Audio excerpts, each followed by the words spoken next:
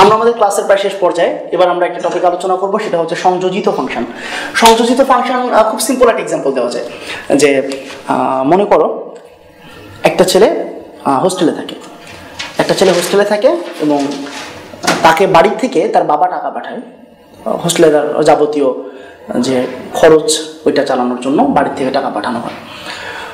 তো ছেলেটা যদি বেশি টাকা পায় তো তার জীবনযাত্রার মান উন্নত হবে, আর ছেলেটা যদি কম টাকা পায় তবে তার জীবনযাত্রার মান কম উন্নত হবে।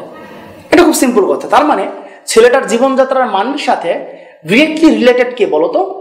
ডিরেক্টলি রিলেটেড যে ব্যাপারটা সেটা হচ্ছে যে তার সে কত টাকা পাচ্ছে বাড়ির থেকে সেটা। এখন বাড়ির থেকে কত টাকা আসবে সেই ব্যাপারটা আবার ডিপেন্ড করতেছে তার বাবার ব্যবসার অবস্থা এখন কেমন তার উপরে। তার বাবার যদি ব্যবসার অবস্থা অনেক ভালো হয় তাহলে সে বাড়ির থেকে অনেক বেশি টাকা পাবে, আর যদি তার বাবার ব্যবসার অবস্থা খারাপ হয় তাহলে সে বাড়ির থেকে কম টাকা পাবে। তার মানে দেখো দুইটা ব্যাপার কিন্তু, একটা হচ্ছে জীবনযাত্রার মানের সাথে যে সে যে পরিমাণে টাকা পেল সেটা রিলেশন, আরেকটা হচ্ছে সে যে পরিমাণে টাকা পাবে তার সাথে তার বাবার ব্যবসার রিলেশন। তার মানে দুইটা ফাংশন হতে পারে না? আমি বলতে পারি একটা ফাংশন এফ সেটা হচ্ছে এ এর সাথে বি এর রিলেশন, আর একটা ফাংশন জি সেটা হচ্ছে বি এর সাথে সি এর রিলেশন। তাহলে আমরা কি এই কথাটা বলতে পারি যে এ এর সাথে বি রিলেটেড আবার বি এর সাথে সি রিলেটেড, তাহলে অবশ্যই এ এর সাথেও সি রিলেটেড হবে। তো রিলেশন একটু ভায়া হয়ে গেছে। যেমন একটু খুব সিম্পল এক্সাম্পল, যে তোমার কাজিন তার কাজিন সেও কিন্তু তোমার কাজিন বা দুঃসম্পর্কের কাজিন। আলটিমেটলি ব্যাপারটা এরকম, তোমার সাথে তোমার কাজিন রিলেটেড, তোমার কাজিনের সাথে তার কাজিন রিলেটেড, তাহলে তুমি ওই কাজিনটার সাথে রিলেটেড বাট একটু দূরের সম্পর্ক। ব্যাপারটা এরকম যে এ এর সাথে বি রিলেটেড, বি এর সাথে C related, that means a এর সাথে বেসিক্যালি কে রিলেটেড হবে? সি রিলেটেড হবে। তাহলে এখন মনে করো যে আমরা দুইটা ফাংশনকে ডিফাইন করলাম, একটা হচ্ছে এফ এ থেকে বি, আর একটা হচ্ছে জি সেটা হচ্ছে বি থেকে সি। যেই ফাংশনটা এ এর সাথে সি এর রিলেশনকে প্রকাশ করবে সেই ফাংশনটাকে আমরা সংক্ষেপে বলে থাকি ফক ফাংশন। সেই ফাংশনটাকে আমরা বলে থাকি কি ফাংশন? ফক ফাংশন। এটা ছিল একদম বেসিক কথাবার্তাগুলো, বাট এখান থেকে কি টাইপের এক্সাম্পল হতে পারে? তো আমরা দুই একটা এক্সাম্পল একটু প্র্যাকটিস করে ফেলবো এখনই।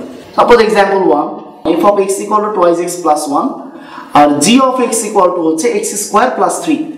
তোমাকে বলা হলো তুমি ফক বের করো। ফক কথার মানে হচ্ছে এরকম করে লেখা যায় f of g of x।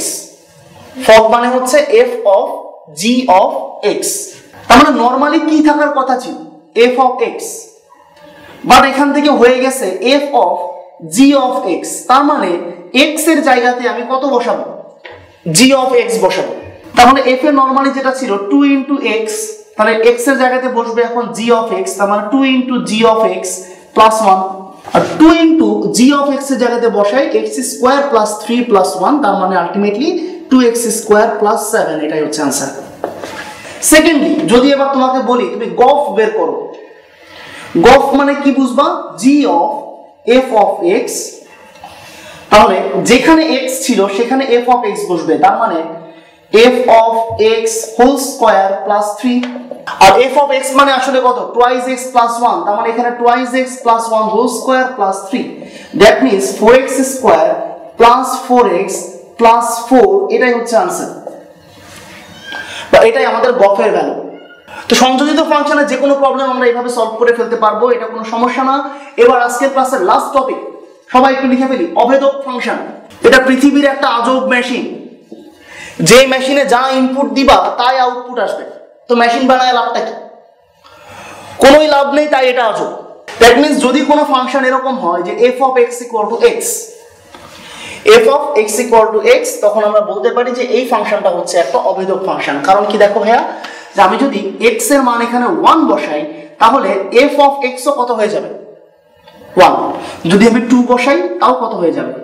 2। যদি আমি 3 বসাই তাও আসলে কত হয়ে যাবে? সেটা হচ্ছে 3। তো এই ফাংশনটাকে আসলে অভেদক ফাংশন বলা হয়, কারণ এখানকার ইনপুট আর আউটপুটের মধ্যে কোনোই পার্থক্য নাই, এই দুইটাই আসলে সেম। গ্রাফের ব্যাপারটা কেমন বলতে পারো? এটা খুব সিম্পল, f of x যে কথা আসলে y equal to x যে কথা। আর জানি আমরা y equal to x হচ্ছে ভাইয়া মূল বিন্দুগামী একটা সরল রেখা, যেই সরল রেখাটা একদম মাঝখান দিয়ে যায়, এই অ্যাঙ্গেলটা 45 ডিগ্রি। এটাই হচ্ছে আমাদের অ্যাকচুয়ালি অভেদক ফাংশন। ধন্যবাদ সবাইকে, আজকে পর্যন্ত।